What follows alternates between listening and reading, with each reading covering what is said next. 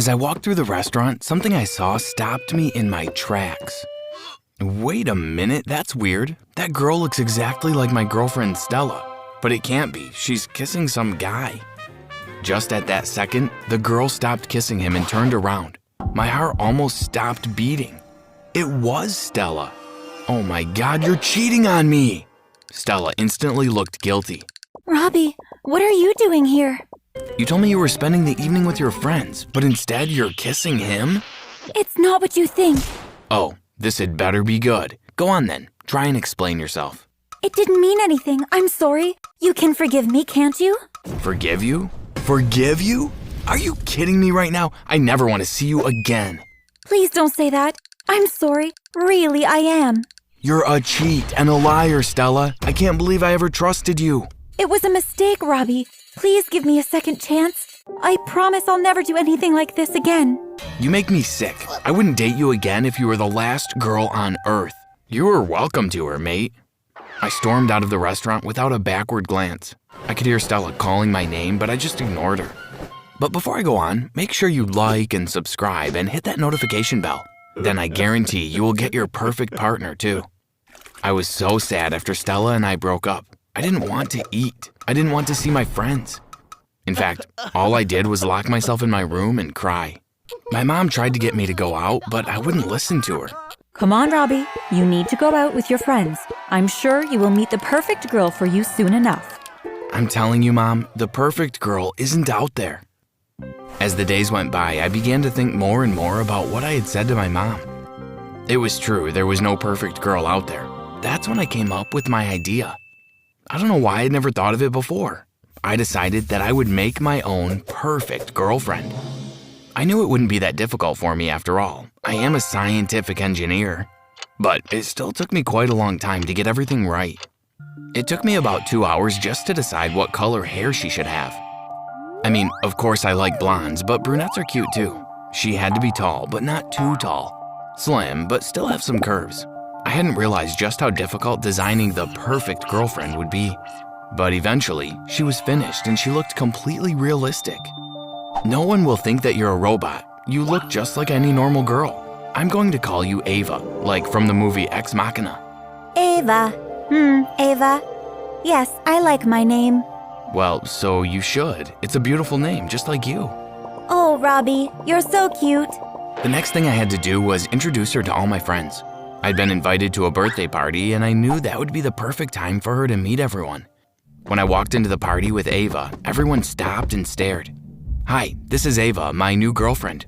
Hi, Ava. I'm Jenny. Gosh, your hair is so nice. Which salon do you go to? Oh, thanks. I'm not sure. You know, one of the ones in town. Jenny was about to ask Ava more, but luckily Donna came over and introduced herself. Hi, I'm Donna. You're so pretty. I love your dress. Thank you. You look lovely too. I was really pleased with the way Ava had handled chatting to the girls. I could tell that they had no clue she wasn't a real girl. Ava's motherboard was working excellently. All the girls loved Ava, and the guys thought she was pretty cute too.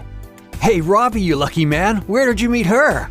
Oh, I just kind of bumped into her at work. Are there any more like her hanging around there? I was really happy that everyone loved Ava. I'd been a bit nervous in case any of my friends realized she was a robot.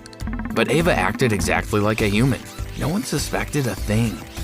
But the next thing I had to do was introduce her to my parents. I knew that wouldn't be so easy. My mom always scrutinized any girl I brought home. She would definitely be asking Ava a lot of questions, so we needed to get our story straight. Before I took Ava home, I told her every last detail of our supposed first meeting, right down to what clothes we were both wearing and what exactly was said. It's a good thing I did because when my parents met Ava, my mom started in on her immediately. So, how long have you known Robbie? About 2 weeks. Where did you meet? Oh, I was walking along the street close to where Robbie works, and we just kind of bumped into each other. Ava looked across at me and smiled.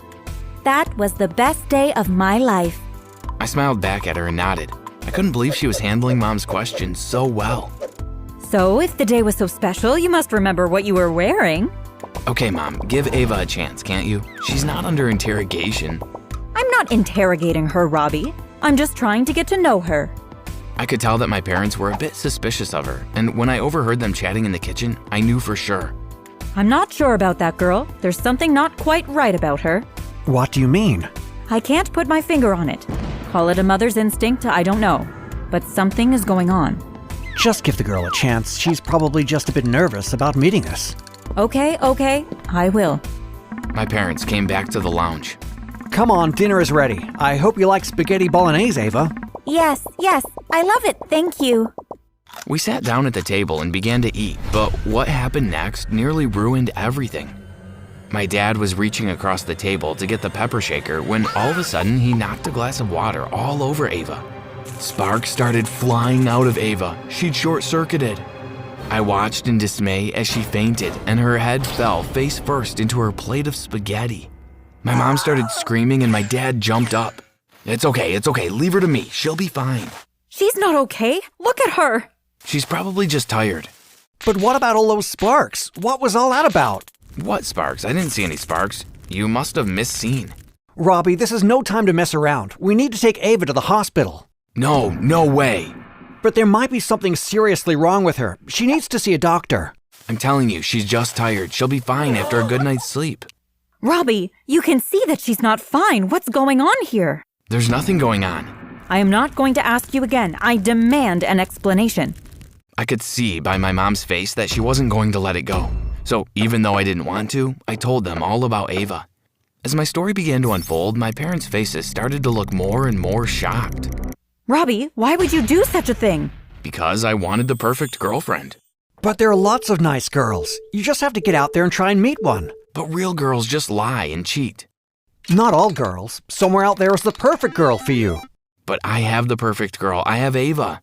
But she isn't real. Well, she is to me.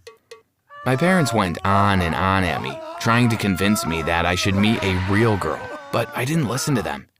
I don't care what you two say. Ava is my girlfriend. You might not like it, but you're just going to have to accept it. Eventually, they came round to my way of thinking. Okay, Robbie. If it's what you really want, then we will accept it. It is what I want, and you two have to promise you won't tell anyone that she's a robot, okay? My parents sighed, but both of them agreed. Okay, we promise. I picked Ava up and carried her to my room.